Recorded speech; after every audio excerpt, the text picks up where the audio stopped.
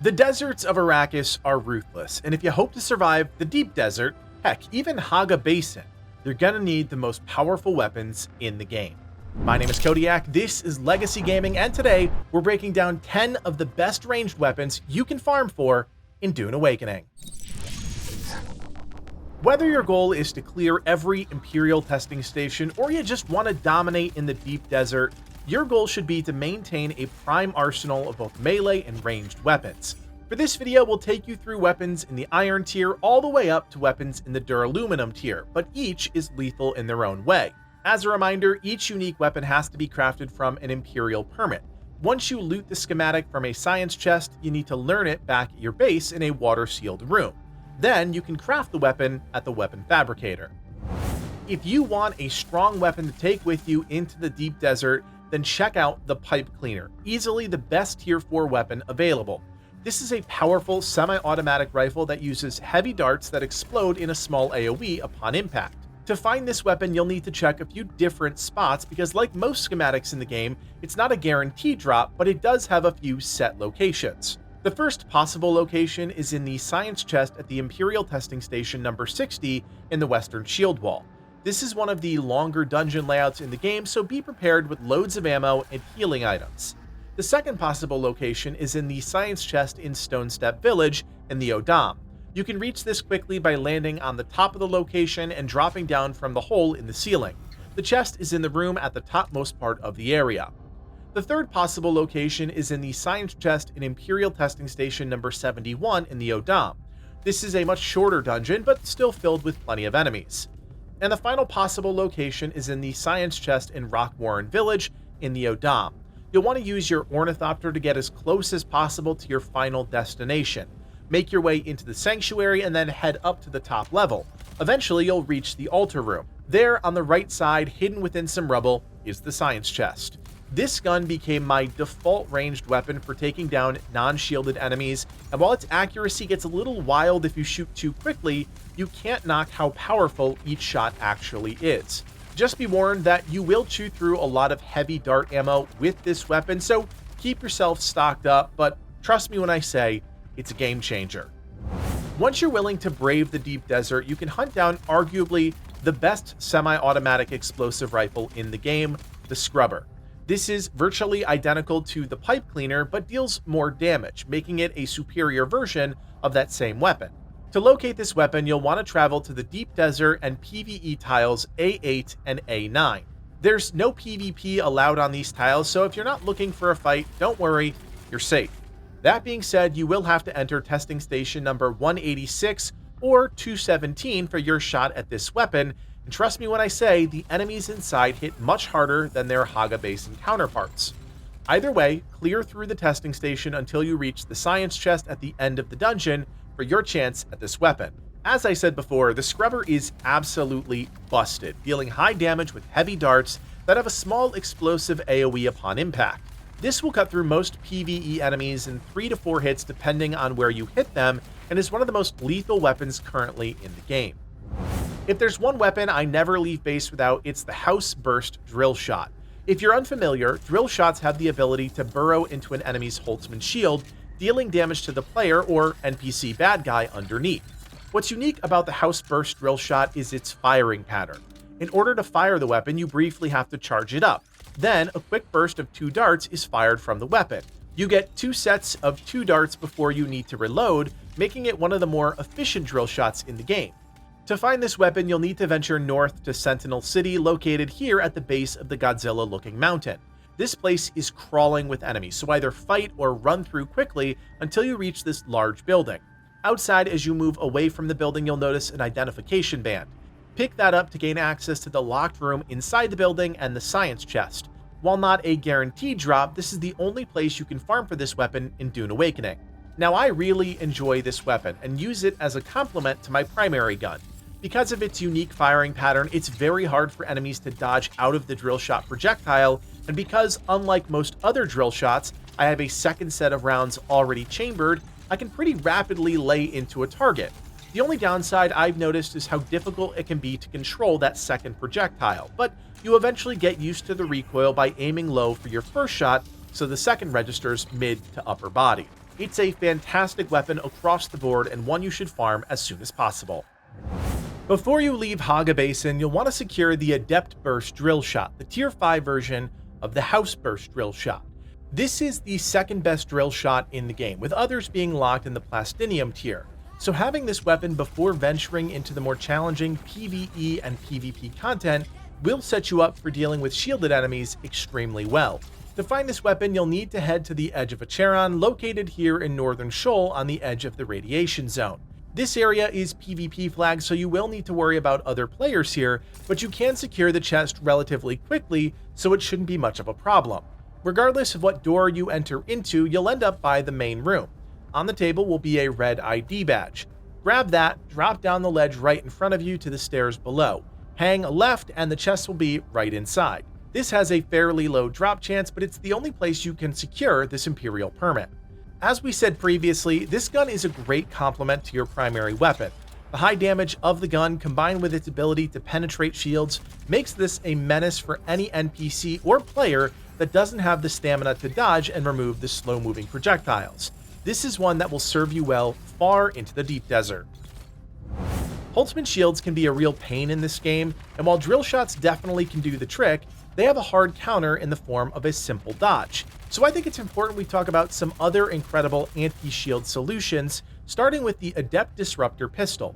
It's a T5 weapon, so duraluminum is required, but trust us when we say this thing can 1 to 2 tap nearly anyone's Holtzman shield in the game after a short charge before firing.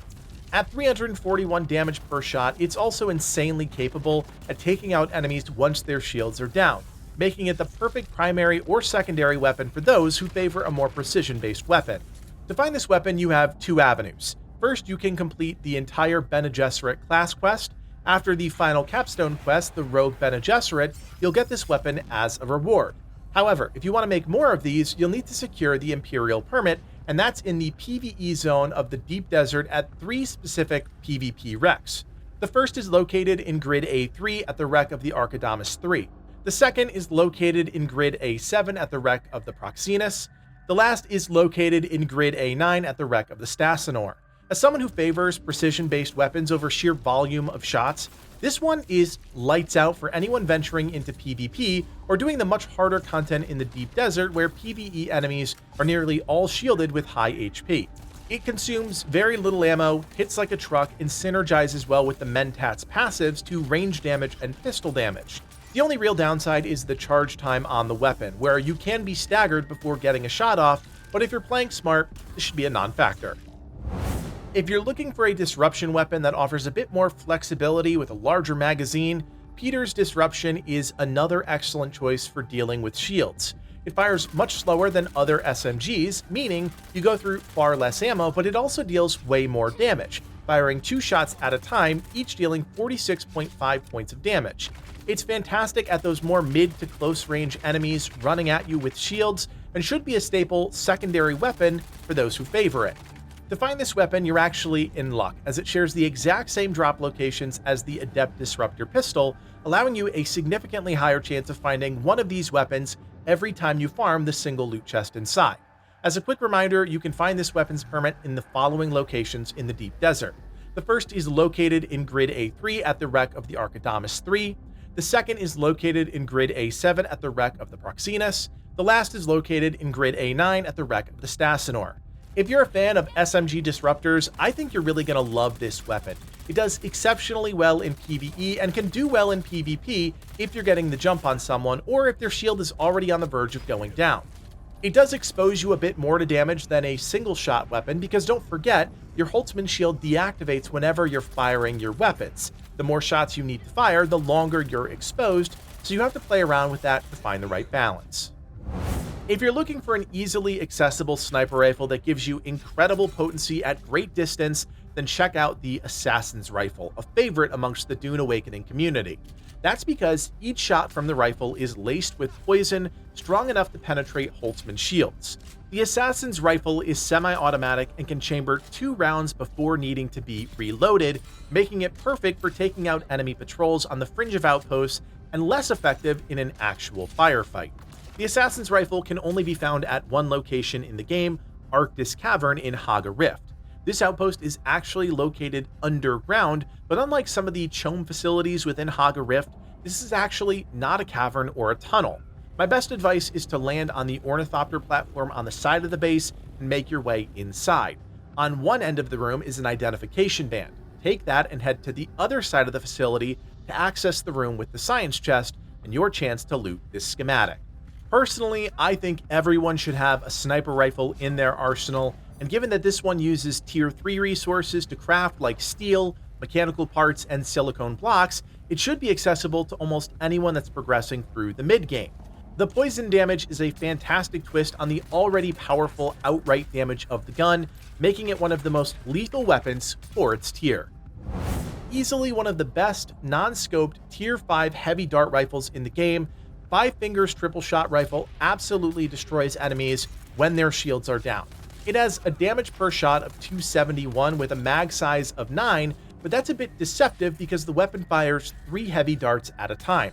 You will chew through ammo fast with this weapon, but if you're landing your shots, especially headshots, this will delete most threats.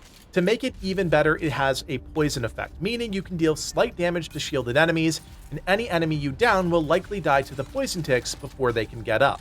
Now to find this weapon, you don't need to leave Hagga Basin, you just have to head to Shoal. The only place you can get this permit to drop is from the wreck of the Euphoria in the southwest. This is a PvP zone, so be prepared to fight other players looking to secure this loot, but thankfully this is one of the few POIs in Shoal where there is no radiation, so you can come with armor. This is both mine and Livid's daily driver when it comes to weapons. It's simply that good. It makes short work of any unshielded enemies, applies that annoying poison tick on targets, and is low enough in ammo usage that you can often find enough heavy darts while exploring to keep your reserves topped off. If you're looking for the best tier 5 sniper rifle in Dune Awakening, look no further than Thufir's Best, a scoped sniper rifle that deals not only 262 damage a shot, but also applies that crippling poison tick to enemies, makes this an unbelievably strong weapon for engaging targets from afar. It lets you take out melee units quickly before their shields go up, gets valuable early damage and poison on heavies, and allows you to engage players on the sand or in vehicles extremely well. To find this weapon, you have 3 avenues, 2 of which are quests.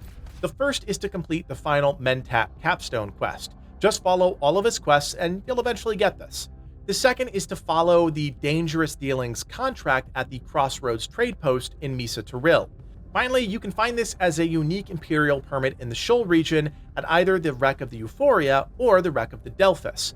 Both of these are PvP zones, and the Delphis actually requires you to find the purple ID band inside the walls while winding your way through a pitch black environment till you eventually reach the science chest at the end.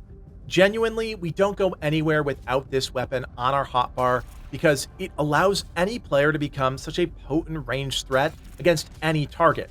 Once you reach the Duraluminum tier, this is a no-brainer to craft, and its only weakness is close to mid-range targets, but for that, you should already have other weapon options ready. If you're looking for something a bit different than a traditional rifle or disruptor in Dune Awakening, then may I interest you in Shaitan's Tongue, a flamethrower and a surprisingly powerful weapon in the right circumstances.